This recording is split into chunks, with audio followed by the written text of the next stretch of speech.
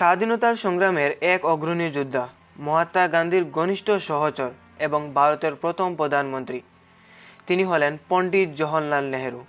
কিন্তু কিভাবে তিনি ভারতের প্রথম প্রধানমন্ত্রী হয়ে উঠেছিলেন, কী ছিল তার রাজনৈতিক উত্তরণ এবং ঐতিহাসিক প্রেক্ষাপট, আজকের এই ভিডিওতে আমরা জানব নেহেরু কিভাবে হয়ে উঠলেন ভারতের প্রথম প্রধানমন্ত্রী এবং ব্রিটিশদের বিদায়ের আগে পরে ঘটে যাওয়া গুরুত্ব ঘটনা সহ। তাহলে চলুন শুরু করি ভারতের ইতিহাসের এক গৌরবময় অধ্যায়ের যাত্রা। জওহরলাল নেহেরু জন্মগ্রহণ করেন 1989 সালের 14 নভেম্বর উত্তরপ্রদেশের এলাহাবাদে। তার বাবা মতিলাল নেহেরু ছিলেন একজন বিখ্যাত আইনজীবী। ছোটবেলা থেকেই নেহেরু ছিলেন মেধাবী, কৌতূহলী এবং সাহসী। তিনি পড়াশোনা করেন হারু স্কুল ও কেমব্রিজ বিশ্ববিদ্যালয়ে।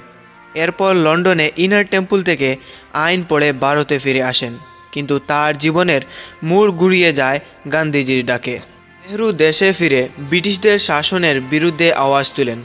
1919 সালে জালিয়ানওয়ালাবাগ হত্যাকাণ্ড তাকে গভীরভাবে নাড়িয়ে দেয়। তখন তিনি কংগ্রেসে যোগ দেন এবং ধীরে ধীরে মহাত্মা গান্ধীর ঘনিষ্ঠ হয়ে ওঠেন।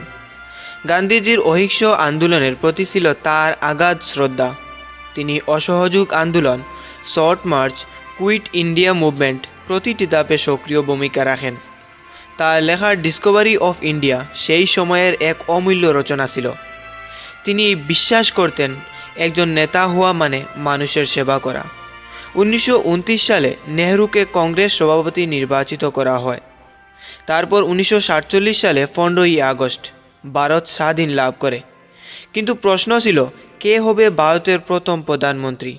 যদিও সর্দার বল্লভভাই প্যাটেল এবং ডক্টর রাজেন্দ্র প্রসাদ ছিলেন প্রবীণ ও অভিজ্ঞ, তবে গান্ধীজি স্পষ্টভাবে নেহেরুকে সমর্থন করেন। কংগ্রেসের অর্থ নির্বাচনে প্যাটেল সর্বাধিক সমর্থন পেলেও গান্ধীজির ইচ্ছা প্যাটেল তার নাম প্রত্যাহার করে নেন এবং নেহেরু হয়ে ওঠেন দেশের প্রথম প্রধানমন্ত্রী। সেই বিখ্যাত ভাষণ, "At the stroke of the midnight hour, when the world sleeps, India will awake to life and freedom", এটি আজও সারা বিশ্বের মানুষের হৃদয় কাঁপিয়ে দেয়। নেহেরু শুধু স্বাধীন ভারতের প্রথম প্রধানমন্ত্রী ছিলেন না, তিনি ছিলেন আধুনিক ভারতের স্থপতি। তার দৃষ্টিভঙ্গি ছিল ধর্মনিরপেক্ষতা, বিজ্ঞান মনস্কতা এবং শিল্পায়ন। তিনি তৈরি করেন IIT, AIIMS এবং ইসরো এর ভিত্তি।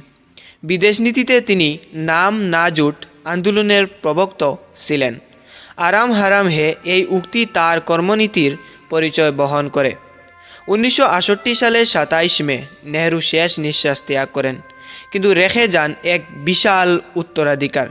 তিনি বলেছিলেন, "the future belongs to the young, dream, dare and do". Pandit Jawaharlal Nehru জীবনের প্রতিটি অধ্যায়ে আমাদের শেখায় দেশপ্রেম, ত্যাগ ও নেতৃত্ব কিভাবে ইতিহাস তৈরি করে। এই ছিল আজকের গল্প। যদি ভিডিও আপনাদের কাছে ভালো লাগে তাহলে লাইক দিন, শেয়ার করুন, আর হ্যাঁ, চ্যানেল সাবস্ক্রাইব করতে ভুলবেন না কিন্তু। ধন্যবাদ। দেখা হবে পরের ভিডিওতে ইতিহাসের আরেকটি পাতায়।